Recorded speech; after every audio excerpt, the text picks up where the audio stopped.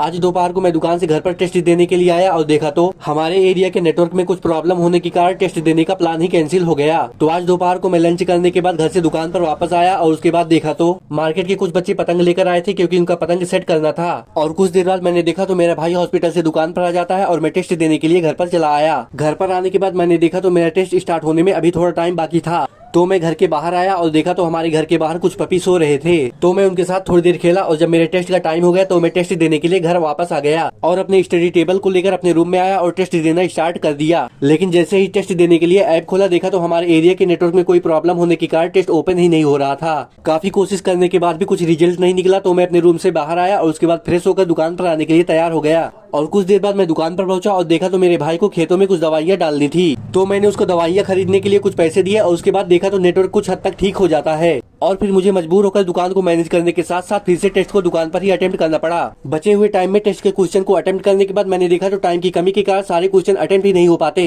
करीब 1 से 1.5 घंटे टेस्ट को अटेम्प्ट करने के बाद मैंने सबसे पहले अपने ब्लॉग को एडिट किया और उसे अपलोड करने के बाद मुझे काफी ज्यादा भूख लग रही थी तो मैंने सबसे पहले नूडल्स मंगवाया। Thank you for watching.